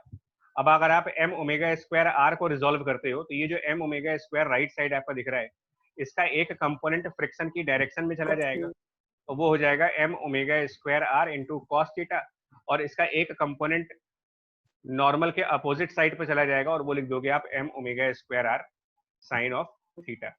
सिमिलरली mg को रिजोल्व करेंगे, तो जब आप mg को रिजोल्व करोगे तो mg का इंक्लाइंड प्लेन के अलोंग, क्योंकि कई बार ये चीज करी जा चुकी है कि mg का इंक्लाइंड प्लेन के along component mg sine theta होगा, और इंक्लाइंड प्लेन के परपेंडिकुलर डायरेक्शन में mg का component mg multiplied by cos theta होगा। ये सिर्फ कन्वीनियंस के लिए कर रहा हूँ यार, कोई ऐसा हार्ड एंड फास्ट नहीं है कि यही करना ही है आपको, बट थोड़ा सा कंफर्टेबल रहते हैं हम लोग, बस और कुछ नहीं है। तो आप इसको आप बैलेंस करो। एक्स एक्सिस पे देखा जाए तो एक्स एक्सिस पे फ्रिक्शन की फोर्स है, एक्स एक्सिस पर m omega square r cos theta की फोर्स है, और एक्स एक्सिस पर एक mg sin थीटा की फोर्स है। तो जो एक्स एक्सिस वाले फोर्सेस हैं वो एक दूसरे से बैलेंस होंगे, तो वाई एक्सिस वाले एक दूसरे से बैलेंस हो जाएंगे। तो एक्स एक्सिस के बारे में जब बात करेंगे तो एक्स एक्सिस पर फोर्सेस को बैलेंस करेंगे तो आप friction plus m omega square r cos theta ये दोनों मिला दीजिए, ऊपर की तरफ है, और ये बैलेंस हो जाएंगे by the mg of sine theta से। ये नंबर 1। नंबर 2, वाई एक्सिस की इक्वेशन जब बनाएंगे तो वाई एक्सिस के साइड पर नॉर्मल रिएक्शन फोर्स दिख रहा है आपको, और ये बैलेंस करेगा। वाई एक्सिस के दूसरे साइड पर जाओगे तो एक mg cos थीटा है और एक m omega square r sine theta है, तो mg cos थीटा और plus m omega square r और क्या है वो साइन थीटा। मैंने क्यों कहा कि आपको कंफर्टेबल क्यों रहेगा जानते हो? इसमें फायदा सिर्फ इतना है कि आपको डायरेक्टली फ्रिक्शन की वैल्यू मिल जाएगी from the equation 1 and directly normal की वैल्यू मिल गई है from the equation 2। Friction and normal की वैल्यूज हमको डायरेक्टली मिल चुकी हैं, इसलिए अब आप क्या करोगे ना, जब फ्रिक्शन और नॉर्मल दोनों की वैल्यू आपको मिल जाएंगी, फ्रिक्शन की वैल्यू मिलेगी इक्वेशन 1 से और नॉर्मल की वैल्यू मिलेगी इक्वेशन 2 से, तो आप इसके बाद फ्रिक्शन की प्रॉपर्टी लगाओगे। मतलब आप एक लॉ ऑफ फ्रिक्शन यूज करिए यहाँ पर, और लॉ ऑफ फ्रिक्शन के हिसाब से कि फ्रिक्शन की जो भी वैल्यू हम लोग कैलकुलेट करते हैं वो वैल्यू हमेशा 0 से बड़ी होनी चाहिए and less than equals to mu into normal. तो आप इसमें नॉर्मल को रिप्लेस करोगे, नॉर्मल n को रिप्लेस करो mg cos theta plus m omega square sine theta से, ये नॉर्मल की जगह रख दो, और फ्रिक्शन की जगह फर्स्ट इक्वेशन से जो आपका पहला वाला इक्वेशन है वहां से अगर आप सिंप्लीफाई करोगे तो फ्रिक्शन की वैल्यू मिल जाएगी mg sin theta minus m omega square cos जी थीटा। बिल्कुल m omega square r cos theta. तो ये वैल्यू फ्रिक्शन की ला करके आप यहाँ पर पुट कर दें। इससे क्या होगा ना कि एक इनइक्वलिटी बन जाएगी, और उस इनइक्वलिटी से आपको ओमेगा की एक वैल्यू मिल जाएगी, ओमेगा की एक रेंज मिल जाएगी। और ये हमने एक केस सॉल्व किया है। एक केस कौन सा है? क्योंकि फ्रिक्शन नॉर्मल के परपेंडिकुलर होता है, बट यहाँ पर प्रॉब्लम ये है कि फ्रिक्शन नॉर्मल के परपेंडिकुलर दो डायरेक्शंस में आ सकता है। मतलब इस नॉर्मल के परपेंडिकुलरली वो फनल के ऊपर की तरफ भी हो सकता है और फनल में नीचे की तरफ भी जा सकता है। तो ये अभी मैंने एक केस मान के सॉल्व किया है। इस क्वेश्चन का एक और पार्ट आएगा अभी, सेकंड केस, जिसमें आप ये मानते हो कि फ्रिक्शन ऊपर की तरफ लगने की बजाय फ्रिक्शन नीचे की तरफ लग रहा होगा, ये मानते हुए कि एज्यूमिंग कि फ्रिक्शन डाउनवर्ड साइड पर लग रहा होगा। तो इक्वेशंस में थोड़े से चेंजेस आएंगे अब, और क्या क्या चेंजेस आएंगे अगर हम सेकंड केस को सॉल्व करना चाहेंगे यहाँ पर। ये first case solve, omega square r cos theta minus sir x axis वाली इक्वेशन चेंज हो जाएगी। हाँ मतलब फ्रिक्शन की डायरेक्शन पलट रहे हो आप। देखो जो मैं कह रहा हूँ दूसरे केस में आप ये जो फ्रिक्शन है ना, ये फ्रिक्शन ऊपर की तरफ लगने की बजाय अगर ये फ्रिक्शन नीचे लग जाता तो अभी जो आप F R plus M omega square R cos theta कर रहे हो जी, एफ आर का साइन बदल जाता माइनस एफ आर जी। तो अब वो छोड़ दे रहा हूँ, आप सेकंड क्वेश्चन को अपने आप ट्राई कर लेना किस तरीके से करना है। बस मेरी रिक्वेस्ट तुम लोगों से एक ही है कि आप स्टेप को फॉलो करते रहिए। फोर्सेस चेकलिस्ट से मालूम चल जाता है, फ्रेम क्या ले रहे हो, ऑब्जर्वेशन कहाँ से कर रहे हो, और तीसरा क्या ऑब्जर्व किया है उसके अकॉर्डिंग आप फोर्सेस को बैलेंस कर दो। ये तीन स्टेप्स लेकर के आप किसी भी न्यूमेरिकल को डील कर सकते हो। कोई भी न्यूमेरिकल होगा वो सॉल्व हो जाएगा आपका, चाहे जैसा न्यूमेरिकल हो, इजी टफ कोई भी न्यूमेरिकल होगा आप आसानी से सॉल्व कर सकते हो इसको, इस कंसेप्ट को फॉलो करते हुए। एक और एग्जांपल देखो इसका। एक और एग्जांपल आपको दिखा रहे हैं इसमें कैसे करना है इस क्वेश्चन को, देखिएगा। आपसे ये कहा जा रहा है कि मान लो एक टेबल है ऐसे, ठीक है, अभी वही टेबल जिसपे वो गर्ल बैठी थी, और ये ओमेगा वेलोसिटी से रोटेट कर रहा है, और इस टेबल के ऊपर हमने 2 ब्लॉक्स रखे, ठीक है, इस टेबल के ऊपर हमने 2 ब्लॉक कनेक्ट कर दिए हैं by the string, 2 blocks connected by the string, और फ्रिक्शन फोर्स भी है, मतलब इसको ब्लॉक 1 मान लीजिए, एक को ब्लॉक 2 मान लें। ब्लॉक 1 के लिए कोफिशिएंट ऑफ फ्रिक्शन की वैल्यू μ1 है, और ब्लॉक 2 के लिए कोफिशिएंट ऑफ फ्रिक्शन की वैल्यू μ2 है। ब्लॉक 1 ब्लॉक 2 वो कनेक्टेड बाय द स्ट्रिंग है, साथ में आपको दे रखा है कुछ न्यूमेरिकल वैल्यूज देंगे यहाँ पर। सपोज ओमेगा की वैल्यू 10 रेडियन पर सेकंड है, न्यूमेरिकल वैल्यूज के साथ चलेंगे। m1 और m2 की वैल्यूज कुछ मान लेते हैं, m1 equal to 1 kilogram, m2 equal to 2 kilogram. और जो सेंटर है, मतलब जो टेबल का सेंटर पॉइंट है, सेंटर पॉइंट से ब्लॉक 1 की जो डिस्टेंस है, सेंटर से ब्लॉक 1 की डिस्टेंस ये 2 मीटर है, और सेंटर से ब्लॉक 2 की डिस्टेंस ये 1 मीटर। तो 1 मीटर एंड 2 मीटर, ये ध्यान रखना है आपको, ठीक है जी। सेंटर से ब्लॉक 1 की डिस्टेंस 2 मीटर है, और सेंटर से ब्लॉक 2 की डिस्टेंस 1 मीटर है। ओमेगा की वैल्यू दे रखी है, μ1 एंड μ2 की वैल्यूज में μ1 की वैल्यू 0.6 है और μ2 की वैल्यू 0.5 है। ये सब क्वेश्चन है। आपको इसमें स्ट्रिंग में ना टेंशन फोर्स बताना है। Find the tension force if masses are at rest with respect to the table। हालांकि देखो इस क्वेश्चन में ना, क्वेश्चन में ही इसका आंसर है यार, क्वेश्चन में ही आपको बताया जा रहा है क्या करना है आपको। क्वेश्चन के लैंग्वेज में कह रहे हैं कि masses are at rest। पूरे न्यूटन लॉ में यही तो देखना होता है कि मासेस रेस्ट पे हैं या एक्सेलरेट कर रहे हैं, यही देखना होता है इस पूरे चैप्टर में। और वो तो क्वेश्चन में खुद कह रहा है कि मासेस आर एट रेस्ट, लेकिन किसके रिस्पेक्ट में रेस्ट पे है, वो ये पढ़ने वाली बात है वहां पर। Table, non-inertial frame. तो इसका मतलब क्वेश्चन में ही हिंट है आपको। क्वेश्चन खुद कह रहा है कि मास रेस्ट पे है, अगर आप विथ रिस्पेक्ट टू टेबल ले लें, यानी कि अगर अपना ऑब्जर्वर आप टेबल पर रखें तो आपको ये सारे मासेस रेस्ट पे दिखेंगे, क्वेश्चन कह रहा है। तो ठीक है, इसके हिसाब से आप फोर्सेस बताओ क्या होगा। अब ऑब्जर्वर को टेबल पर मान करके देखो कि ब्लॉक 2 पर क्या फोर्स लगेगी और ब्लॉक 1 पर क्या फोर्स लगेगी, और इनके फोर्सेस दिखाने मुझे। तो ब्लॉक 2 की फोर्सेस और ब्लॉक 1 के फोर्सेस एक बार दिखाते हैं। तो फॉर ब्लॉक नंबर 2 इधर दिखाते हैं, एंड फॉर ब्लॉक नंबर 1 इधर। पहले हम क्या करेंगे, अपने रेगुलर फोर्सेस दिखाएंगे। तो रेगुलर फोर्सेस में सबसे पहले आप क्या दिखाओगे, इसका ब्लॉक 2 का weight mg 2 × g20, normal reaction block 2 के ऊपर n2, प्लस इसमें एक tension force right side T, ये फोर्सेस दिखा दो आप। और अभी फ्रिक्शन बचा हुआ है अभी, ठीक है जी प्रणव। और ब्लॉक 1 पे अगर हम फोर्सेस दिखाएंगे तो ब्लॉक 1 पे mg यानी 1 × g10, नॉर्मल रिएक्शन ब्लॉक 1 पे n1, और एक टेंशन फोर्स T, ये 2 हो गए। अब बचे कौन से फोर्स आपके पास, फ्रिक्शन बचा हुआ है। फ्रिक्शन बचा हुआ है, और क्योंकि आप विथ रिस्पेक्ट टू टेबल की बात कर रहे हैं तो आपको सेंट्रीफ्यूगल फोर्स भी दिखाना पड़ेगा। ब्लॉक 1 पर सेंट्रीफ्यूगल फोर्स किधर दिखाएंगे और ब्लॉक 2 पर किधर दिखाएंगे। तो टेबल की एक्सिस देखनी होगी आपको कि टेबल किस एक्सिस के अबाउट रोटेट कर रहा है, क्योंकि रोटेशन हमेशा किसी न किसी एक्सिस के अबाउट ही होगा। तो आप टेबल की एक्सिस को चेक करो, जो टेबल की एक्सिस है, और इस एक्सिस से बाहर जाना है मुझे। तो अगर हम ब्लॉक नंबर 1 पे राइट साइड, ब्लॉक 2 पे Right और 2 में left. जी, ब्लॉक 1 पे आप 2 ऑप्शन हमेशा मिलेंगे। एक लेफ्ट साइड जाओगे तो आप एक्सिस की तरफ जा रहे हो, और राइट साइड जाओगे तो एक्सिस से दूर जा रहे हो। तो आपको हमेशा एक्सिस से दूर जाना है, यानी कि राइट साइड डायरेक्शन में जाना है।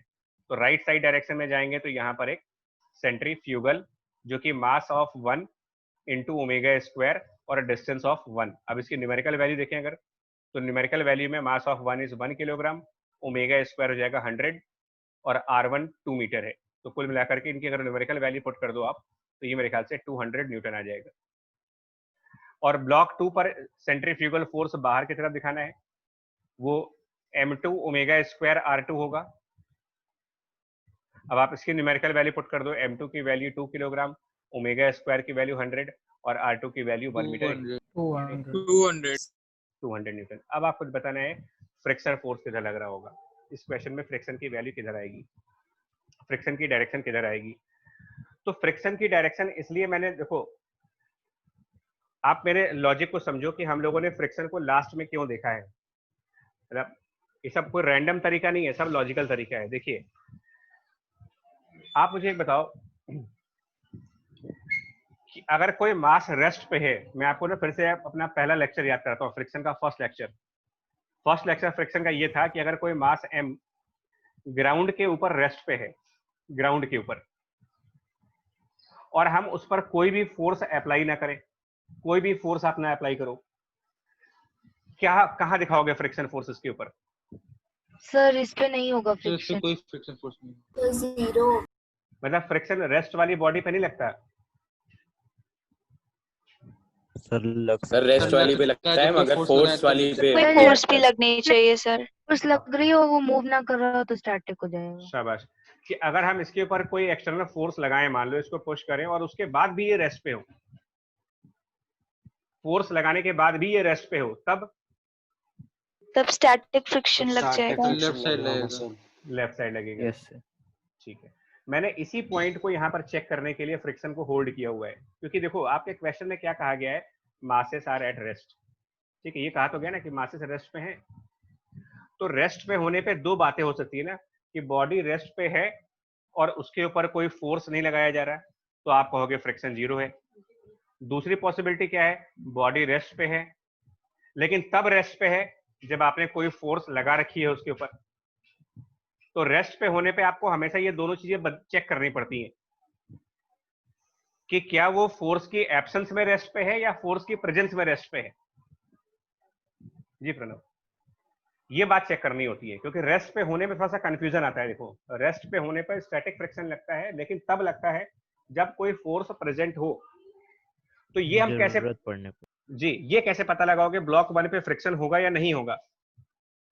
ब्लॉक 1 पर फ्रिक्शन होगा या नहीं होगा, ये कैसे पता लगाएंगे? ब्लॉक 1 रेस्ट पे है, ये क्वेश्चन कह रहा है, मैं नहीं कह रहा। क्वेश्चन में कहा गया है कि मास 1 रेस्ट पे है, लेकिन हमारी नॉलेज क्या कहती है कि कोई मास अगर रेस्ट पे है तो मुझे ये भी तो कंफर्म करना पड़ेगा ना कि वो block under some force rest पे है या बिना किसी फोर्स के रेस्ट पे है, क्योंकि दोनों के आंसर अलग अलग हैं। अगर मास बिना किसी फोर्स के ही रेस्ट पे है तो फ्रिक्शन 0 बोल देंगे, और अगर मास अंडर सम फोर्स रेस्ट पे है तो आपको फ्रिक्शन दिखाना पड़ेगा वहां पर। तो ये चेक करो ना कि ब्लॉक 1 रेस्ट पे तो है, बट कंडीशंस क्या हैं, क्या उसके ऊपर कोई फोर्स लग रहा है या नहीं लग रहा, ये चेक करने वाली बात। सब कोई अनबैलेंस्ड फोर्स होगा तो टेंशन निकाल के रिजल्टेंट देखेंगे। अनबैलेंस फोर्स, तो अगर एक पॉसिबिलिटी ये भी तो बन रही है, देखो बिल्कुल एक पॉसिबिलिटी ये बन रही है कि अगर टेंशन की वैल्यू 200 हो जाए तो क्या होगा, इफ टी इक्वल टू 200 हो जाए। आपको मैं एक और एग्जांपल, एक मिनट बच्चा, एक मिनट कर ले, एक एग्जांपल। पहले फ्रिक्शन को बहुत अच्छी तरीके से समझना पड़ता है, फ्रिक्शन के केसेस में ना हमेशा प्रॉब्लम आती है। देखो आपको एक और एग्जांपल दे रहे हैं, एक मास है, उसको आप राइट साइड पुश करिए और लेफ्ट साइड भी करो, दोनों डायरेक्शंस में फोर्स लगाएं और बराबर बराबर, राइट और लेफ्ट इक्वल फोर्स करिए आप, इधर भी एफ लगाओ इधर भी एफ लगाओ, और ये मास रेस्ट पे है। अब आप बताओ कि इसमें फ्रिक्शन किधर लगेगा? 0 होगा फ्रिक्शन। 0 होगा, दोनों इक्वल। क्योंकि ये केस और पहला केस सेम हो गया ना यार। आप दो अपोजिट डायरेक्शन में इक्वल अमाउंट से पुश करिए या फिर आप एक भी फोर्स न लगाइए, कि ये दोनों सेम केस नहीं हो गए? Yes sir. Yes sir. तो इनमें फ्रिक्शन, इसमें फ्रिक्शन होगा नहीं।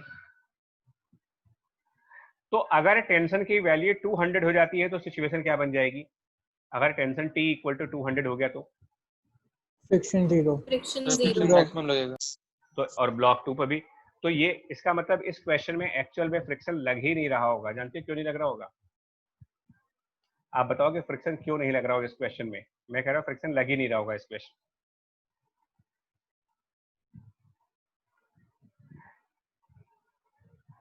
एक तरीके से सिचुएशन क्या हुई देखो आपको, अगर आप इसको सर मैथमेटिकली केसेस बना के इक्वेशन सॉल्व करेंगे तो फ्रिक्शन का वैल्यू अपने आप 0 आता रहेगा शायद। हाँ, अपने आप भी आएगा। लेकिन इसको देखिए, ये कनेक्टेड बॉडीज हैं, कनेक्टेड बॉडीज में एक और बात आएगी। देखिए कनेक्टेड बॉडीज में एक बात और आएगी, ब्लॉक 2 और ब्लॉक 1 एक दूसरे से कनेक्टेड है।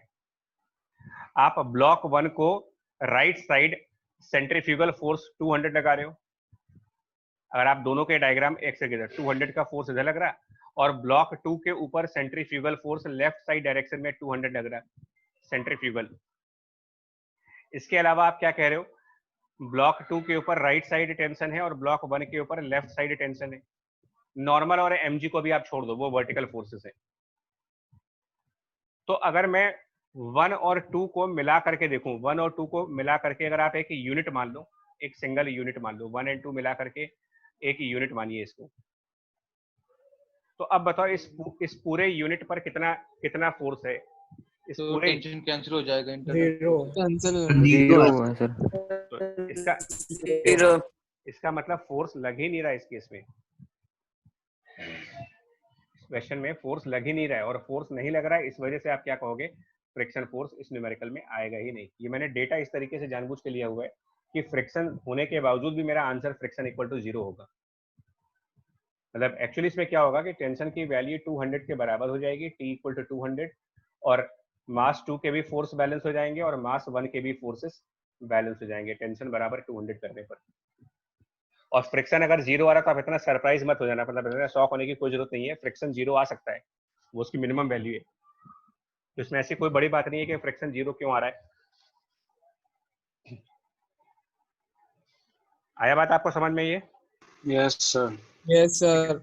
एक और सिमिलर एग्जांपल दे रहा हूँ इसी बात को और ज्यादा कंफर्म करने के लिए, सेम क्वेश्चन को कंफर्म करने के लिए एक और एग्जांपल लो आप। अगेन इस टेबल को ओमेगा इक्वल टू 10 रेडियन पर सेकंड से आप रोटेट करें, सेम डेटा है, और मासेस यहाँ पर कनेक्ट कर रहे हैं जैसे पीछे कनेक्ट किया था। तो ये दोनों मासेस कनेक्टेड है, बाय द स्प्रिंग कनेक्टेड है, और डेटा भी हम वही यूज करेंगे जो पहले यूज किया था।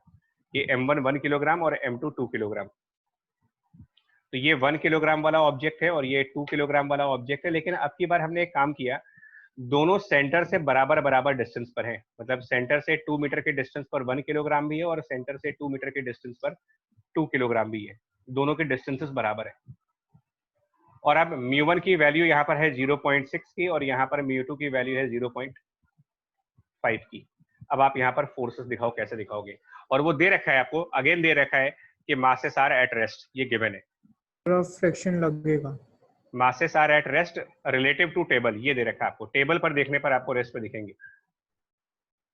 तो अब हाँ फ्रिक्शन लगेगा, लेकिन किधर लगेगा? बट इसका टेंशन बैलेंस नहीं हो पाएगी। हाँ, तो अपना पहली बात तो ऑब्जर्वर को टेबल पर रखें और उसके हिसाब से अब यहाँ पर फोर्सेस के नाम पर आप यहाँ N1 दिखाएंगे। राइट साइड लगेगा जी, इसका weight 10 newton, tension force left side direction में, सेंट्रीफ्यूगल फोर्स बाहर की तरफ जो कि m ओमेगा स्क्वायर r है। तो सेंट्रीफ्यूगल फोर्स पहले दिखा दें, सेंट्रीफ्यूगल। तो सेंट्रीफ्यूगल फोर्स अगर आप दिखाएंगे तो सेंट्रीफ्यूगल बाहर की तरफ है m ओमेगा स्क्वायर r, मास 1 किलोग्राम, ओमेगा की वैल्यू पहले वाली 10 ओमेगा स्क्वायर और r की वैल्यू 200, यानी ये 200 न्यूटन। 2 किलोग्राम बॉडी के ऊपर नॉर्मल ऊपर की तरफ, 2 किलोग्राम बॉडी का वेट 20 न्यूटन डाउनवर्ड डायरेक्शन में, tension force right side direction में, सेंट्रीफ्यूगल फोर्स बाहर की तरफ m ओमेगा स्क्वायर r। लेकिन अब की बार ये जो आंसर बनेगा वो 400 आएगा। अब की बार ये आंसर 400 आएगा।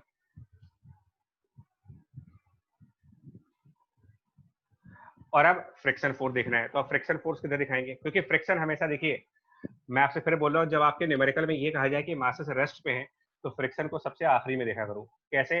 पहले ये देख लो कि क्या ऐसा तो नहीं है कि फ्रिक्शन के विदाउट फ्रिक्शन सब कुछ बैलेंस हो चुका है। क्योंकि अगर विदाउट फ्रिक्शन सब कुछ बैलेंस हो चुका है तो सिचुएशन वो हो गई जहां पर body without any unbalance force rest पे है, वहां पर फ्रिक्शन 0 हो जाएगा। तो क्या यहाँ पर बिना फ्रिक्शन के आप बैलेंसिंग कर सकते हो?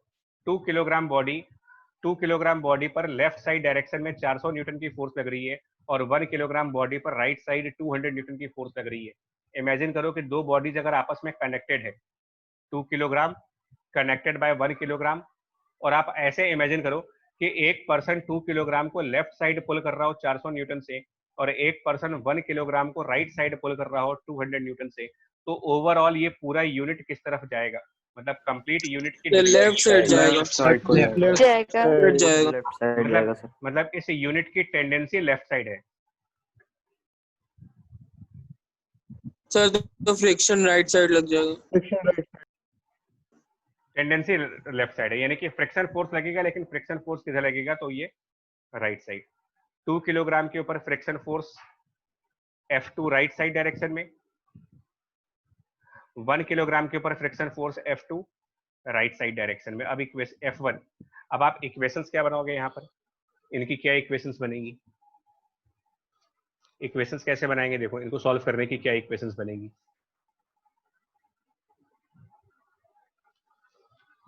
कैसे निकालोगे F1 की वैल्यू, कैसे निकालोगे F2 की वैल्यू और कैसे निकालोगे टेंशन फोर्स की वैल्यू, बताएं।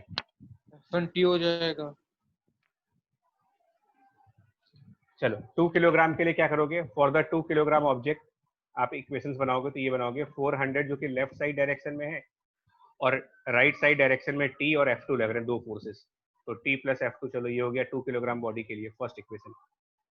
1 किलोग्राम बॉडी के लिए जब आप इक्वेशन बनाएंगे तो 1 किलोग्राम बॉडी में लेफ्ट साइड डायरेक्शन में T है और राइट साइड डायरेक्शन में F1 है और राइट साइड डायरेक्शन में सेंट्रीफ्यूगल है 200 का, तो T equal to F1 and plus 200, ये हो गई सेकंड इक्वेशन। नंबर ऑफ नहीं तो मतलब क्या ये पॉसिबल है कि F1 और F2 की इंडिविजुअल वैल्यू बताई जा सके, क्योंकि टोटल आपके पास 2 इक्वेशंस हैं और 3 अननोन्स हैं। F1 अननोन है, हाँ, और ये भी नहीं कह सकते कि ये F1 काइनेटिक फ्रिक्शन होगा, क्योंकि ये मासेस रेस्ट पे हैं, तो इसका मतलब आप स्टैटिक फ्रिक्शन को डील कर रहे हो, और स्टैटिक फ्रिक्शन की एक रेंज होती है, एक मिनिमम वैल्यू बता सकते हो, मैक्सिमम वैल्यू बता सकते हो, बट एग्जैक्ट वैल्यू नहीं बता सकते कि एग्जैक्टली वैल्यू क्या होगी इस क्वेश्चन में, ये नहीं बताया जा सकता। सो ये क्वेश्चन थोड़ा सा कंसेप्चुअल हो गया अभी, मतलब कंसेप्चुअल पिछले क्वेश्चन में प्रॉब्लम नहीं थी, बिकॉज पिछले में हम लोगों ने जो डेटा यूज किया था वो इंटेंशनली ऐसा डेटा लिया जिसमें कि फ्रिक्शन फोर्स दोनों तरफ 0 आ रहा था, बट ये थोड़ा सा अलग क्वेश्चन हो गया, ये थोड़ा सा डिफरेंट टाइप का क्वेश्चन हो गया ये।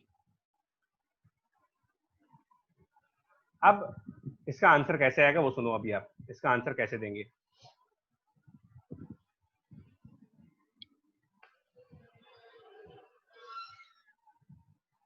इसके लिए ना आप एक क्वेश्चन पूछो, इसका आंसर बताना मेरे को, इस क्वेश्चन का आंसर दे देना तो उसका भी आंसर आ जाएगा। मान लो आपसे कहा जाए कि 2 मासेस रेस्ट पे है, ध्यान से सुनिएगा क्वेश्चन को, 2 मासेस रेस्ट पे हैं, सरफेस नीचे रफ है, ठीक है, ये मास आपने m1 मान लिया, यहाँ पर मास m2 मान लो। m2 के लिए फ्रिक्शन कोएफिशिएंट μ2 की वैल्यू 0.5 है और m1 के लिए फ्रिक्शन कोएफिशिएंट v1 की वैल्यू 0.6 है। कनेक्टेड बाय स्ट्रिंग, यहाँ पर भी हैं ये लोग, स्ट्रिंग से यहाँ भी कनेक्टेड है। और आप एक काम करो, m1 पर राइट साइड डायरेक्शन में एक फोर्स F लगा रहे हो, ठीक है, मैं आपको F की वैल्यू दे रहा हूँ, बट उसके पहले क्वेश्चन में ये दे दिया जा रहा है कि बिफोर अप्लाइंग कैपिटल F, ये क्वेश्चन में दिया गया आपको, before applying capital F capital T equal to 0 है, मतलब स्ट्रिंग में कोई टेंशन फोर्स नहीं थी, कैपिटल F को लगाने से पहले स्ट्रिंग में कोई भी टेंशन फोर्स नहीं थी, ये आपको गिवन है क्वेश्चन में। नाउ अब आपको मैं फर्स्ट पार्ट कह रहा हूँ कि सपोज F की जो वैल्यू है, मासेस की वैल्यू भी देनी पड़ेगी आपको। m1 की वैल्यू 4 किलोग्राम मानेंगे और m2 की वैल्यू कुछ 2 किलोग्राम मान लीजिए इसमें। सपोज दैट F की वैल्यू 10 न्यूटन है। अब आप जस्टिफाई करो क्या सिचुएशन बनेगी। फोर्स F बराबर है 10 न्यूटन और अब आपसे पूछा जा रहा है कि कैपिटल T की वैल्यू बताइए कितना होगा, फ्रिक्शन ऑन द ब्लॉक 1 कितना लगेगा, फ्रिक्शन ऑन द ब्लॉक 2 कितना लगेगा, एंड सो ऑन। इस तरीके के क्वेश्चन हैं, आपके क्या आंसर बनेंगे। फ्रिक्शन तो 0 आ रहा है, फ्रिक्शन 0 आएगा, राइट। अब समझना पड़ेगा इस लॉजिक को, इस लॉजिक को बहुत अच्छी तरीके से समझना होगा हमें।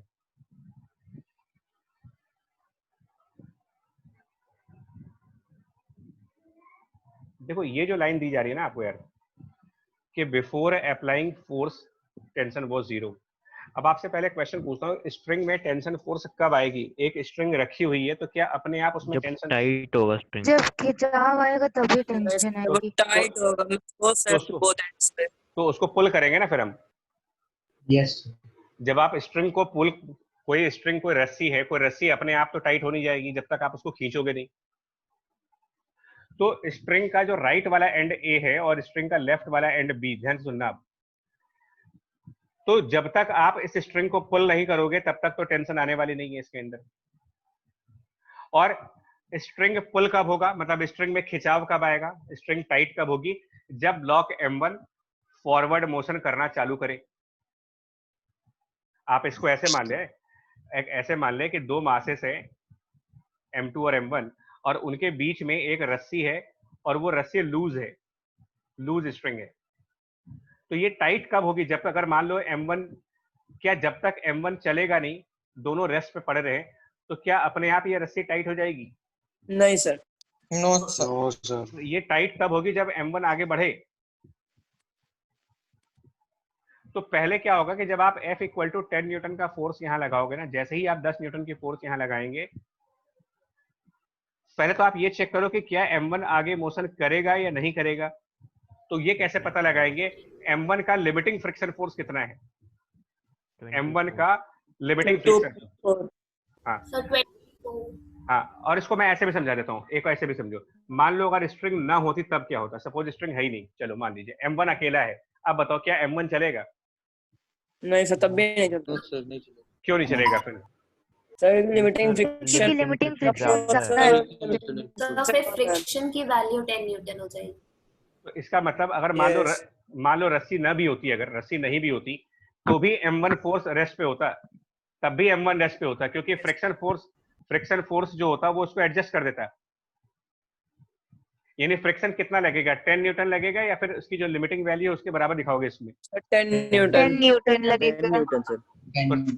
10 न्यूटन का इसका मतलब 10 न्यूटन का फ्रिक्शन फोर्स लग जाएगा और M1 के ऊपर नेट फोर्स 0 हो गई M1 पर। अब जब M1 पर नेट फोर्स 0 हो गई तो ये स्ट्रिंग टाइट हो ही नहीं पाएगी, बिकॉज M1 आगे जा ही नहीं सकता।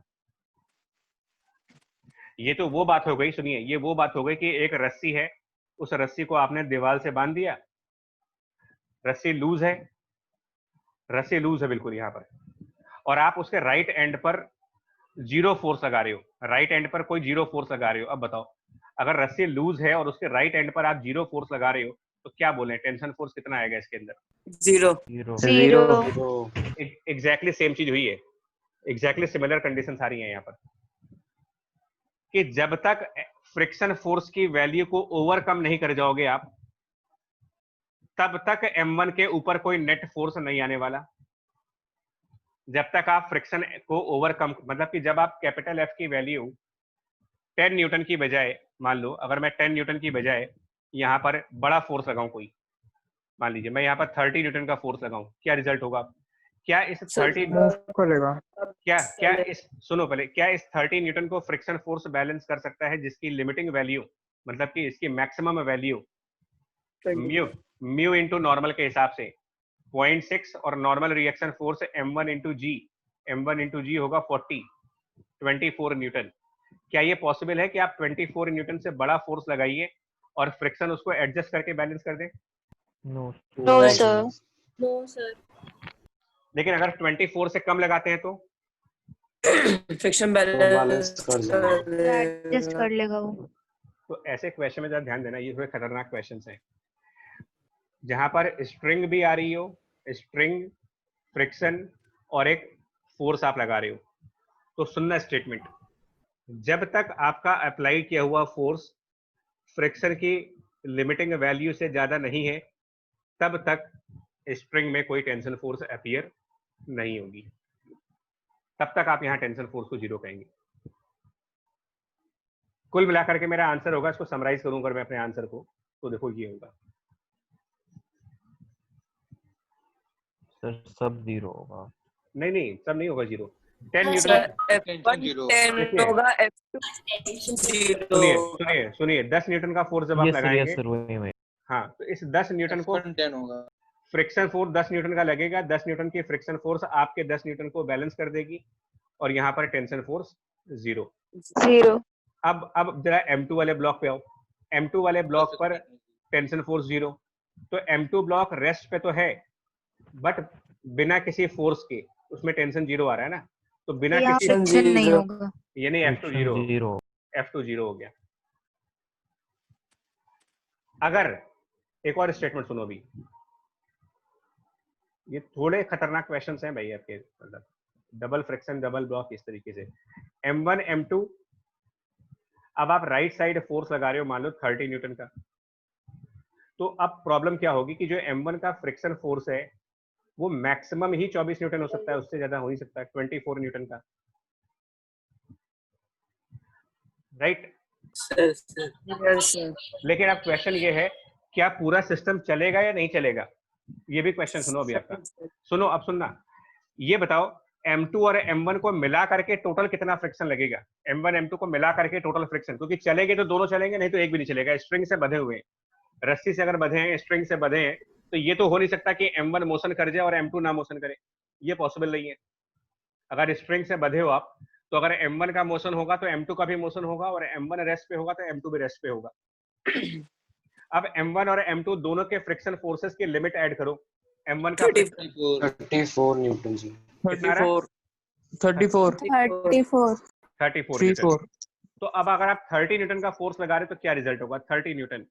क्या ये नहीं बढ़ेगी आगे। सर नहीं बढ़ेगा, मतलब पूरा यूनिट एट रेस्ट पे होगा, पूरा यूनिट। लेकिन इंडिविजुअली अगर आप M1 को देखोगे तो इंडिविजुअली M1 के फ्रिक्शन फोर्स से ज्यादा फोर्स लगा रहे हो। Yes sir.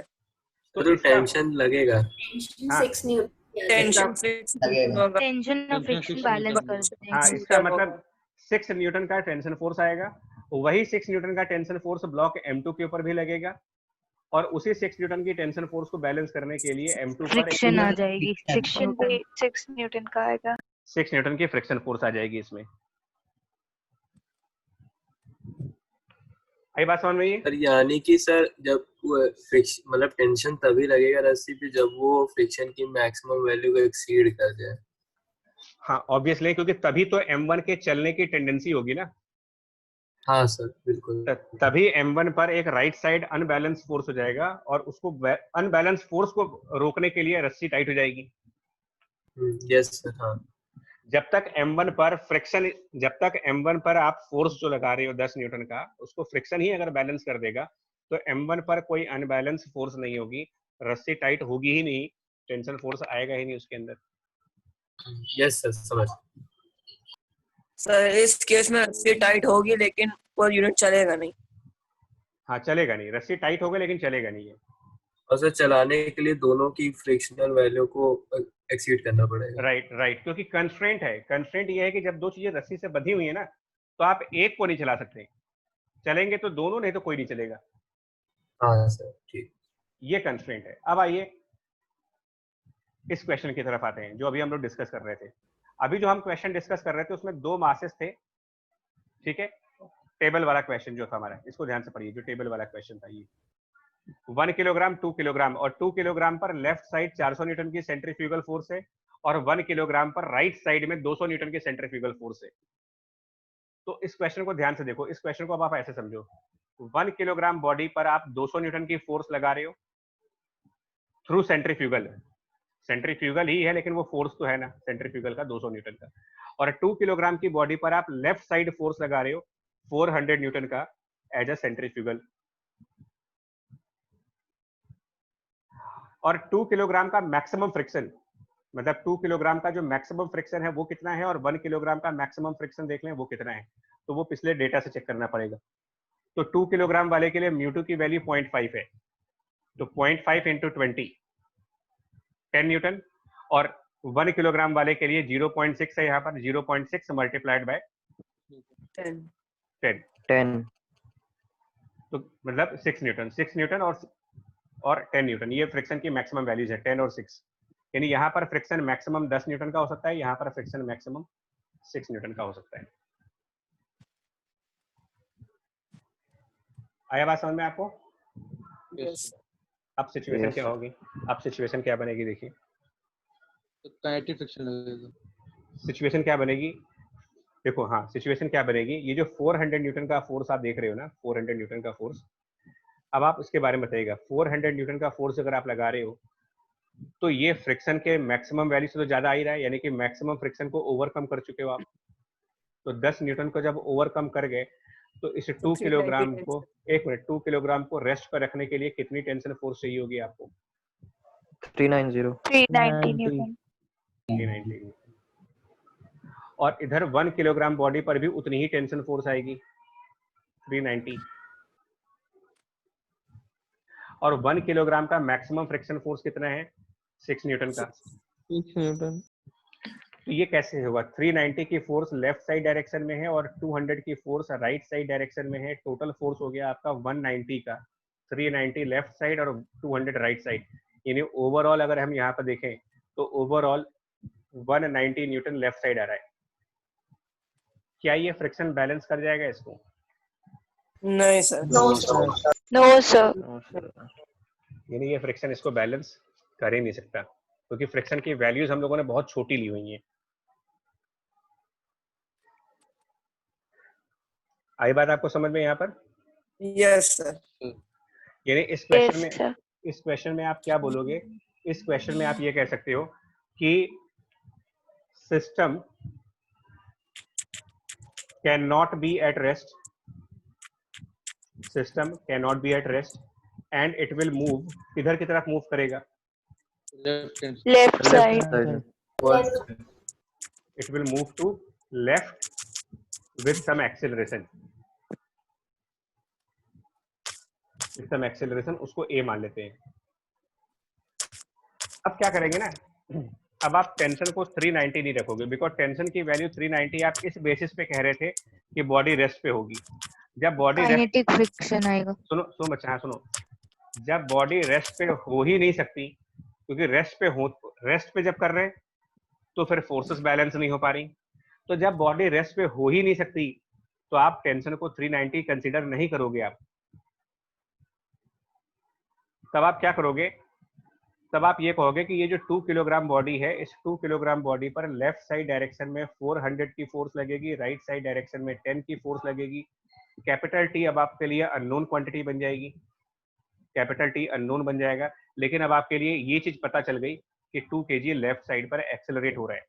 तो आप F इक्वल टू ma वाली इक्वेशन लगाओ, 400 minus 10 minus T equal to mass 2 into acceleration a, ये पहली इक्वेशन। 1 किलोग्राम बॉडी के लिए 1 किलोग्राम बॉडी के लिए लेफ्ट साइड पर t अननोन रखेंगे, राइट साइड डायरेक्शन में 200 और राइट साइड डायरेक्शन में फ्रिक्शन की वैल्यू 6 न्यूटन की, और ये भी एक्सेलरेट करेगा। दोनों स्ट्रिंग से बंधे हुए हैं तो दोनों का सेम एक्सेलरेशन होना चाहिए, ए एक्सेलरेशन इसके लिए भी। अब इसके लिए न्यूटन सेकंड लॉ की जब इक्वेशन लगाएंगे तो एक्सेलरेशन के पैरेलल वे फोर्सेस देखोगे, तो एक्सेलरेशन के पैरेलल और सेम डायरेक्शन का फोर्स कैपिटल टी है, तो कैपिटल टी को पहले लिखेंगे और माइनस में 6 न्यूटन का फ्रिक्शन फोर्स और 200 का सेंट्रीफ्यूगल फोर्स, तो -6 माइनस 200 इक्वल टू इसका मास 1 मल्टीप्लाइड बाय एक्सेलरेशन 2। अब आप इन दो साइमल्टेनियस इक्वेशन को सॉल्व करके बताएंगे कैपिटल टी की क्या वैल्यू बनेगी, इन दो को सॉल्व करके। और इवन ए भी सॉल्व कर सकते हैं इन दोनों को लेकर के, कैपिटल टी जो भी आंसर आ जाए आपका, कैपिटल टी और ए की जो वैल्यू बनेगी यहाँ से साइमल्टेनियस इक्वेशन सॉल्व करने के बाद 1 पॉइंट समथिंग एक्सेलरेशन आएगा। इसकी 1.333। यस 184/3 आ रहा है ना, 184/3। यस ठीक है, हाँ जो भी आ जाए, मतलब ये वैल्यू जैसी आ जाए। बट मैं फिर आपसे बोल रहा हूँ ना, एक में बच्चा, एक से मैं अभी कंक्लूड कर दूं, कंक्लूजन आ जाए दो। ये वाला क्वेश्चन थोड़ा सा ध्यान दीजिएगा, इस क्वेश्चन में ना प्रॉब्लम होती है स्टूडेंट्स को, मतलब काफी प्रॉब्लम होती है कि अगर आप इसको ध्यान से नहीं समझोगे तो प्रॉब्लम आगे भी आएगी। कि जहां पर स्ट्रिंग और फ्रिक्शन दोनों इन्वॉल्व है ना, वहां पर ये देखना पड़ता है कि टेंशन फोर्स आएगा या नहीं आएगा। तो फंडामेंटल पॉइंट बता रहा हूं आपको, एक स्ट्रिंग में टेंशन फोर्स तभी आएगा जब आप उस स्ट्रिंग को पकड़ करके खींचो उसे। किसी भी रस्सी को बिना खींचे हुए तो आप टेंशन फोर्स लाओगे नहीं। तो खींचने के लिए, मतलब स्ट्रिंग को पुल करने के लिए मास m1 के ऊपर आपको उसके फ्रिक्शन से ज्यादा फोर्स लगाना पड़ेगा, क्योंकि अगर आप मास m1 के फ्रिक्शन फोर्स से छोटा फोर्स अप्लाई करोगे, जितनी फ्रिक्शन f1 की लिमिट है, अगर उससे आप छोटा फोर्स अप्लाई करोगे तो फ्रिक्शन अपनी सेल्फ एडजस्टिंग बिहेवियर की वजह से उस फोर्स को बैलेंस करता रहेगा और m1 पर कोई एडिशनल अनबैलेंस फोर्स नहीं आएगी, स्ट्रिंग पर कोई खिंचाव यानी कि पुल नहीं आएगा, और जब तक पुल नहीं आएगा तब तक टेंशन फोर्स की वैल्यू 0 बनी रहेगी इस क्वेश्चन में। इस लॉजिक को पहले समझ लो। आप अब आपको जो डाउट पूछना है पूछो। और मैं ये पूछ रहा हूँ सर, वो लास्ट स्लाइड खोल दीजिए एक बार सर। इसमें अब जब फाइनली एक्सेलरेशन आ गया तो फिर हम स्टैटिक फ्रिक्शन क्यों इंक्लूड कर रहे हैं? काइनेटिक लेके क्यों नहीं चलना ले चाहिए। रहे हैं? तो काइनेटिक ये तो लिया, म्यू इनटू एन तो लिया है, तभी तो फ्रिक्शन को आपने 6 न्यूटन पूरा लिया हुआ है सर। लेकिन वो तो कोएफिशिएंट उसके थे स्टैटिक के, नहीं, हमने म्यू Yes, लिखा था sir. यार, हमने म्यू1 म्यू2 लिखा था, हमने म्यूएस म्यू के नहीं म्यू लिखे। के म्यूएस मतलब आपने सेम लिया है। मतलब मैं दोनों को इक्वल मान के चल रहा हूँ। वो पार्ट मैंने अभी कंसीडर नहीं किया है कि म्यूएस की अलग वैल्यू दूं और म्यू की अलग वैल्यू दूं। मतलब मैंने क्वेश्चन में दोनों की अच्छा। सेम वैल्यू मान ली है। सर बट Okay, जनरल में तो काइनेटिक कम होता है ना सर? जनरल कम होता है, लेकिन सर कम होता है सर। कम होता है। तुम लोगों ने अभी न्यूमेरिकल में लगाए होंगे बुक्स में, तो ज्यादातर न्यूमेरिकल में बराबर दे देते हैं आपको। यस सर, सिर्फ म्यू देता है। देते हैं, एक ही वैल्यू दे देते हैं। वो इसलिए देते हैं कि आप पता है उनको कि 11th में आप लोग कंफ्यूज हो जाओगे, इसलिए वो बचाते हैं आपको। मतलब आगे इंजीनियरिंग में जब जाएंगे तो म्यूएस में की आपको हमेशा अलग अलग मिलेंगे, बट 11th स्टैंडर्ड पे मतलब आप मान सकते हो कि 70% क्वेश्चंस में आपको दोनों की वैल्यू सेम दी जाती है।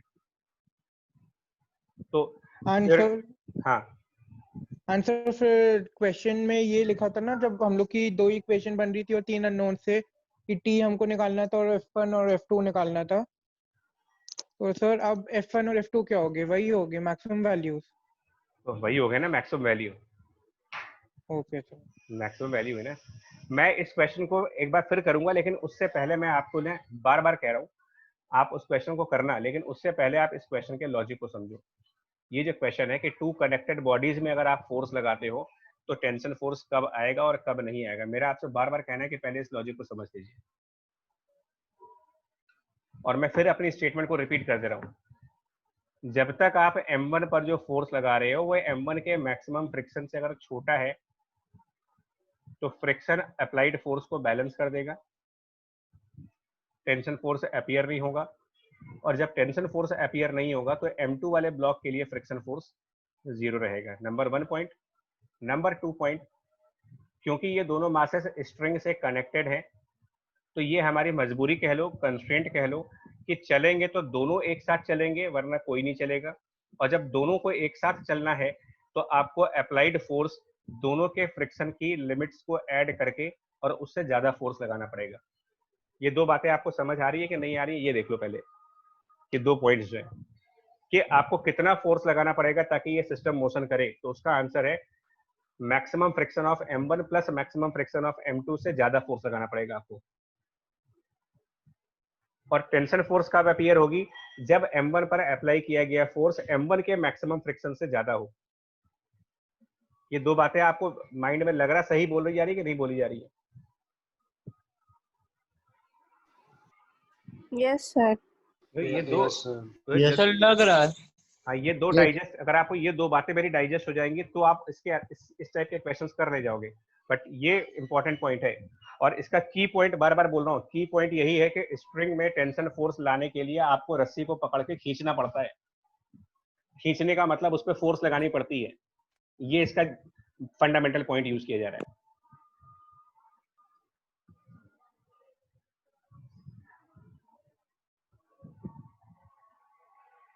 ठीक है जी पॉइंट। ठीक